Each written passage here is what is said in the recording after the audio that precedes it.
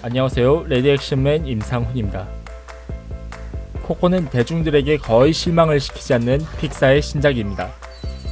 많은 분들이 아시겠지만 이들은 토이스토리 시리즈,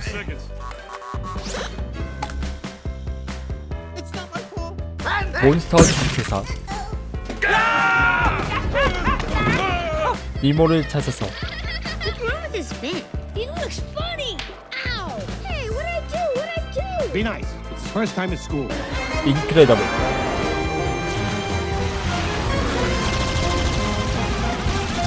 업,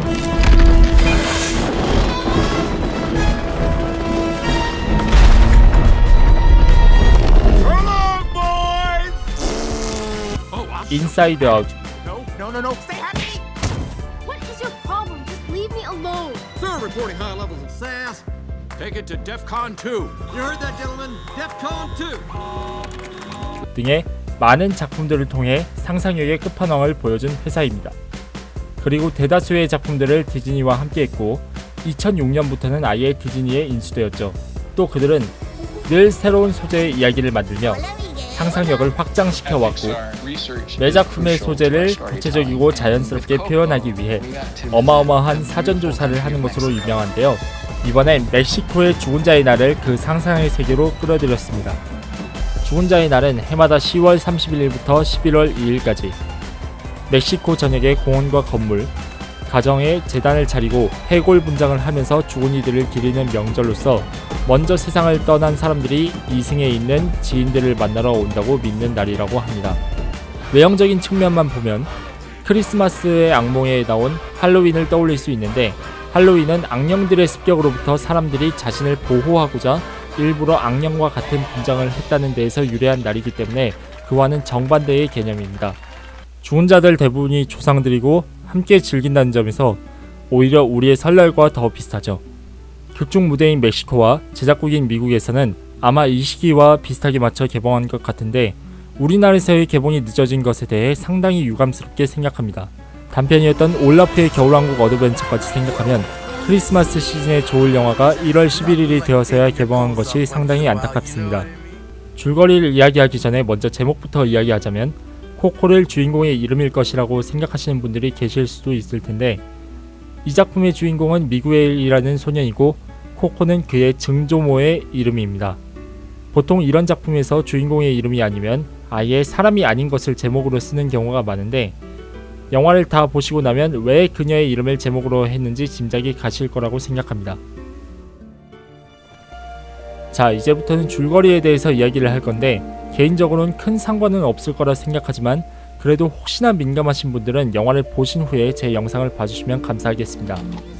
주인공인 미구엘은 뮤지션을 꿈꾸는 소년입니다.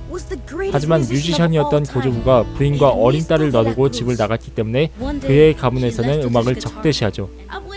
고조부의 사진은 머리 부분이 찢어져 있고 가업으로는 신발 제조업을 하며 가족들은 미구엘에게도 가업을 맡기고자 합니다. 그런데 음악에 대한 열망이 가득한 미구엘은 죽은 자의 날 행사를 앞두고 구두 닦기를 하다가 한 악사의 제안으로 경연대회에 참가하기를 마음먹게 되죠. 하지만 가족에게 들켜 기타가 박살나고 맙니다. 마음이 상한 미구엘은 끝내 고조부의 기타를 훔치려다가 망자의 물건을 훔친 이유로 저승에 가서 고조부를 제외한 조상들을 만나게 되는데,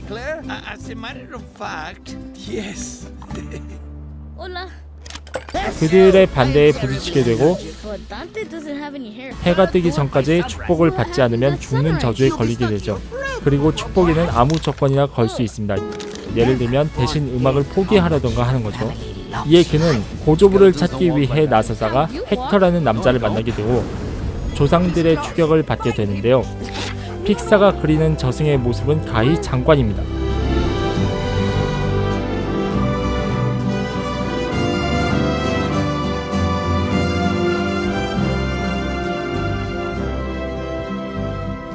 보통 저승이라고 하면 신과 함께해서 보여주는 것처럼 무섭게 묘사되는 경우가 많은데요.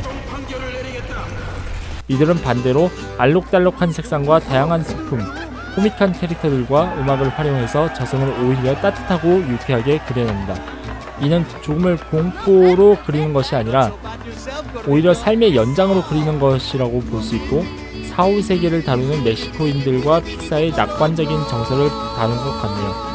이뿐만 아니라 개인적으로는 거의 모든 멕시코풍의 요소들이 신선하게 다가왔고, 수호신으로 등장하는 알레브레헤, 이승과 저승을 이어주는 금잔화 다리, This isn't a dream then. 미구엘과 단테의 디자인이나 건물 디자인 등을 보면 제작진이 멕시코에서 사전조사를 하는 3년 동안 얼마나 많은 노력을 기울였는지 느낄 수 있는데, 가장 인상적이었던 것은 오프닝 나레이션 장면의 연출 기법이었습니다. 지금 보여드리는 것은 언뜻 보면 손수건처럼 보일 수 있지만 파펠 피카도라는 색종이 장식품이고 죽은 자의 날 때만 볼 수 있는 장식이라고 합니다. 개인적으로는 연출의 측면에서 이 시퀀스가 가장 신선하게 다가왔습니다.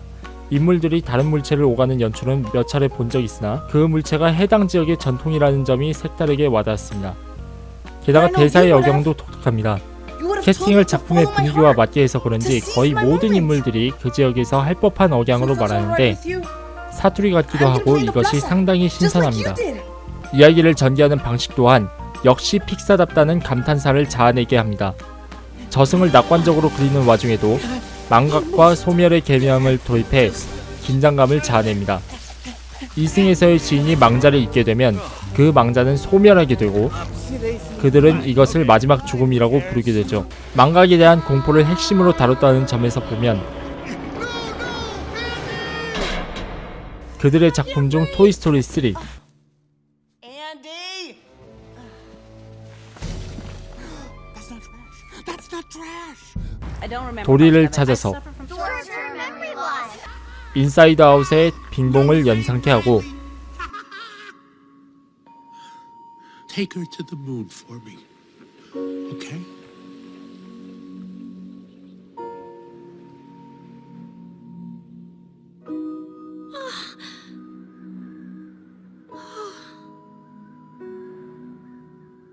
타사의 작품으로는 너의 이름이 생각나게 합니다.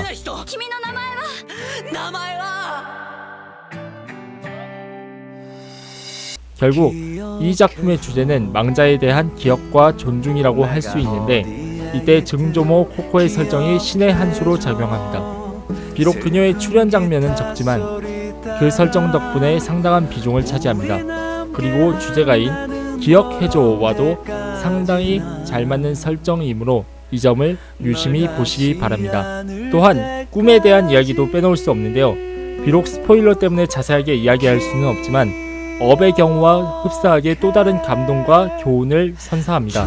그와 동시에 꿈과 현실의 사이에서 어떤 태도로 어떻게 행동하는 것이 옳은가에 대한 고민을 하게 하는 작품입니다. 여러 방면에서 상당히 재밌게 본 작품이기에 여러분께 강력 추천합니다. 가족영화지만 아마 정서적인 측면에선 어른들이 더 재밌게 볼 수 있지 않을까 싶고, 픽사의 시리얼바에 멕시칸 스타일의 신메뉴가 성공적으로 추가된 것 같네요. 다만 엔딩의 스텝롤을 끝까지 다 봤음에도 불구하고 기억하지 못하는 스텝들에게 미안할 뿐입니다. 죄송합니다 여러분. 영화 재밌게 보시고 댓글 많이 달아주시고요. 구독, 좋아요, 알림 버튼 눌러주시고 광고 30초 이상 봐주시면 감사하겠습니다. 여러분 기억해주세요. 기억해줘. 그럼 저는 다음 달에 다시 돌아오도록 하겠습니다. 아마 염력이나 블랙팬서 중 하나로 오겠죠. 이상 레디 액션맨이었습니다. 감사합니다.